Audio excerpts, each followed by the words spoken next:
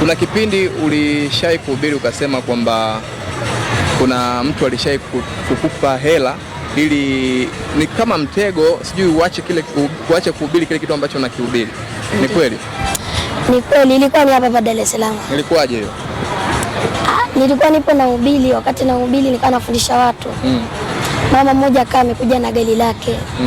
Akatoa 10,000. Ilikuwa ni hapo kama Soilala hapo. Akatoa 10,000. Akanambia mtoto, usihubiri kuhusu mafuta ya upako na maji ya upako. Hubiri injili nyingine. Ndio. Na wewe ulichukuliaje ile kauli? Aliponipatia. Kwanza alipoanza kunipatia, mimi nilikuwa najua na support. Alipoongea, sasa mimi sibadilishi na hela. Ukaendelea pale pale?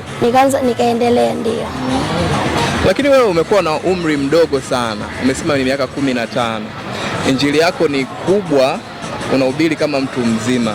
Watu wamekuwa wanajiuliza, kuna kitu ulikihubiri kwenye mtandao, ukawa unasema kuhusu mambo haya ya wadada wanaovaa nguo za utupu.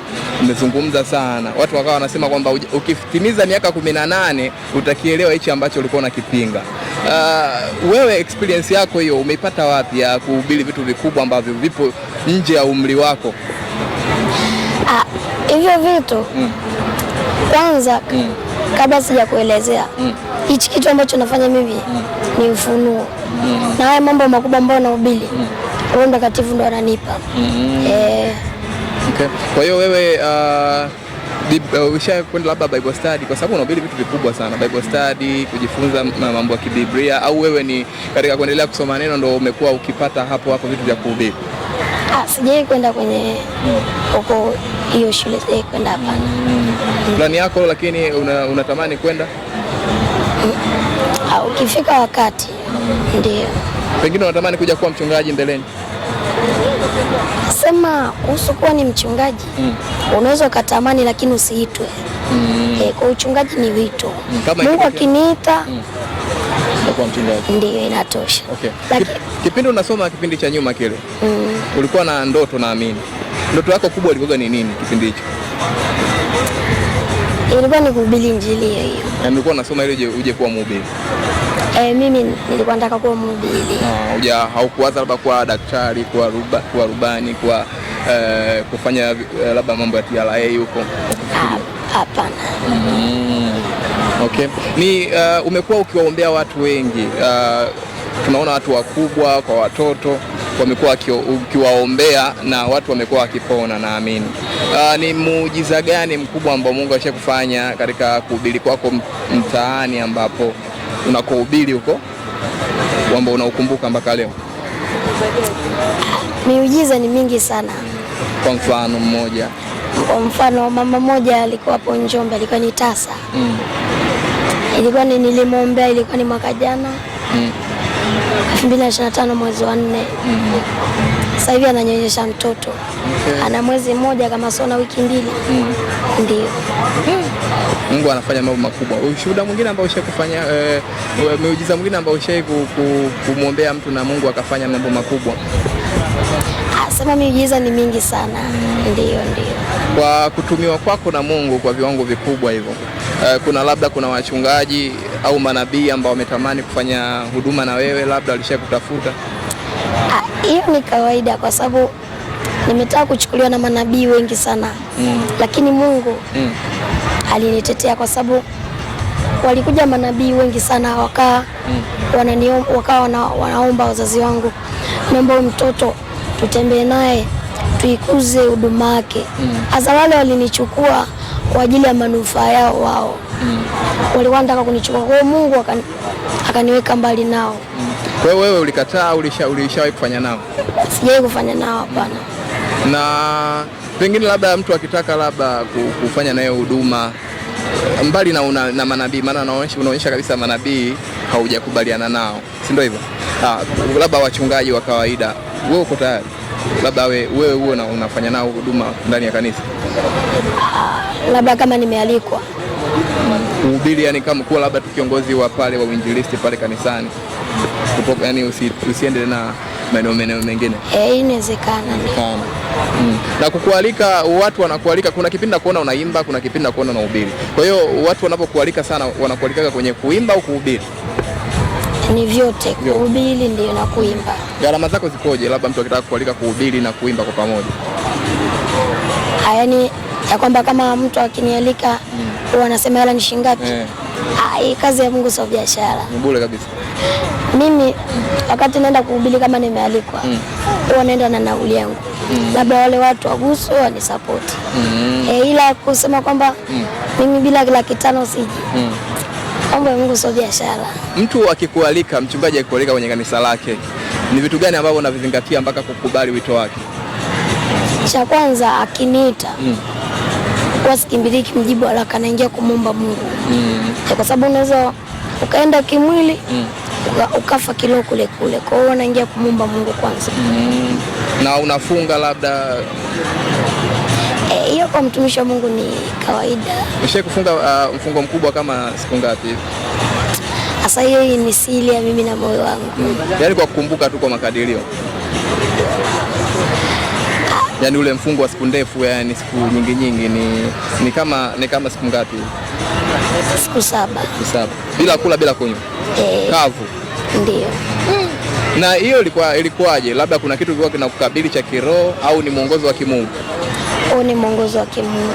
Mungu alikwambia ufunge siku 7. Na ilikuwa ni issue gani hiyo?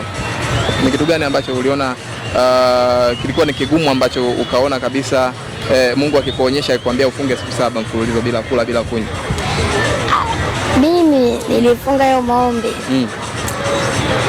Nilikuwa naenda kumwomba Mungu anisaidie ili ninapohubiri Injili watu waache dhambi. Ndio moja tu hilo. Kwa hiyo ulitimiza siku 7 bila shida yoyote. Na kipindi hicho ulikuwa na miaka mingapi? Sio muda sana, ni mwezi wa 12, kama sio mwezi wa 12 kwa mwezi wa 11 mwaka jana. Okay. Sasa hivi tunaona unahubiri Injili yako kwenye mitandao huko. Kuna mtu ambaye anakuwa anakusimamia kwenye mambo yako ya mitandao? Ndio, ni huyo kakaangu, maana wasipendi kucheza na simu, maana simu inakuharibu saikolojia. Wewe kwa hiyo hautotaka kutumia mitandao? Ndio. Kwa hiyo wewe hutumii mitandao? Mitandao mimi ni WhatsApp tu kutuma mahubiri na YouTube kuangalia mahubiri basi. Ni kitu gani ambacho umekibaini kwenye mitandao ambacho umeona kabisa ukitumia mitandao kitarudisha nyuma kiroho? Shetani yuko hivi. Sasa hivi yani shetani ana njia nyingi. Shetani hana nguvu kubwa, ila na njia nyingi za kuharibu watu. Kwa mfano labda kwenye mtandao, mtumishi wa Mungu unaanza kuangalia kwenye TikTok, unakutana na dada yuko uchi.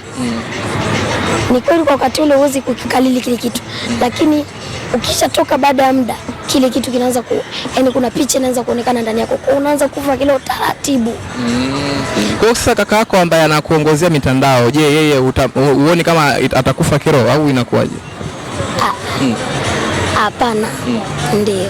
Wewe umemruhusu atumie mitandao? Naye wanafanya hivyo hivyo. Atumii sana. Wewe lakini hauna ndoto za kutumia labda kidogo Instagram, TikTok hivyo kama watu wengine?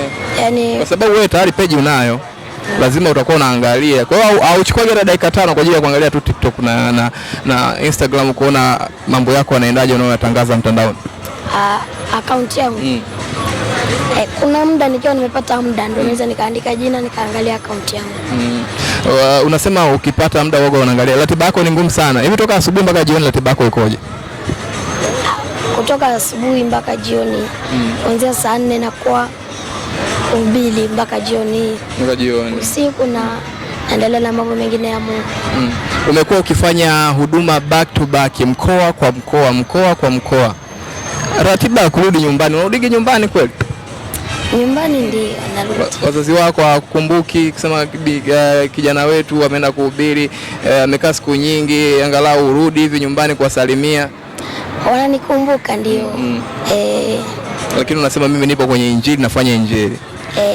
Okay. Ndio. Kwa hiyo wewe kutoka mkoa mmoja kwenda mkoa mwingine, unaamua wewe au ni mwongozo wa kimungu? Ni mwongozo wa kimungu. Mungu anakuambia sasa nenda Dar, nenda Morogoro, nenda nini? Kwa sababu ni ufunuo ambao nimepewa. Okay. Mungu ashai kuonyesha labda kwenda nje ya nchi? Nje ya nchi? Ndio, hata nje ya nchi nimeenda. Kama mko nchi gani?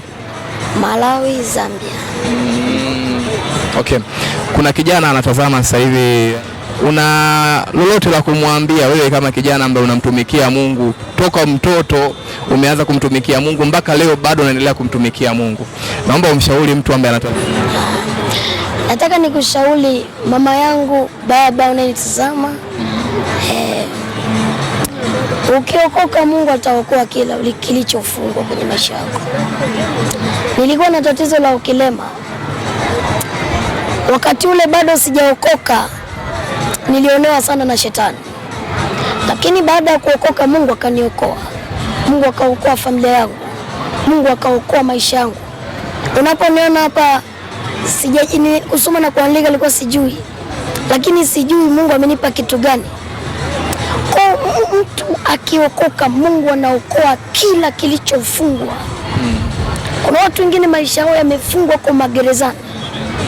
Lakini pale unapokubali kuokoka Mungu anaokoa kila kitu. Kwa mimi nakushauri mama unanisikiliza, baba unanisikiliza, umpe Yesu maisha. Alafu Yesu atakupa vitu ambavyo unavitaka maishani mwako. Okay. Ndio. Mitandao ya kijamii unapatikana kwa jina gani? Labda mawasiliano yako yakoje? Mitandao ya kijamii kwenye TikTok natumia Mwinjilisti Edwin Msigwa. YouTube Mwinjilisti Edwin Msigwa. Wewe mwenye YouTube utaingia pale, utalike, utacomment, utasubscribe na Mungu atakubariki sana. Amina. Una lolote ambalo unatamani kutuambia ukiachana na lile ambalo tuambia kwa kumalizia? Nataka kukuambia watu ambao wananisikiliza, mkimbilieni Yesu ili shetani wakimbie yeye mwenyewe. Kimkimbilia Yesu, matatizo yatakukimbia yote. Ila ukikataa kumkimbilia Yesu, kila kitu kibaya kitakukimbilia. Okay. Mtazamaji, tulikuwa na mtumishi wa Mungu anaitwa Edwin, mwinjilisti kutoka mkoa wa Mbeya ambaye amekuja Dar es Salaam kwa ajili ya kuitangaza Injili. Amekuwa akizunguka maeneo mbalimbali kwa ajili ya kuitangaza Injili. Naamini utakuwa umevitazama na umevijua vitu vingi sana kutoka kwake huyu mtumishi wa Mungu. Naamini Watanzania wengi na wasio Watanzania walikuwa wanatamani kuyajua mambo mengi. Naamini leo umeyajua. Yes, bwana, exclusive interview kubwa kabisa ya mwaka 2026. Barikiwe sana. Mungu awe pamoja nawe.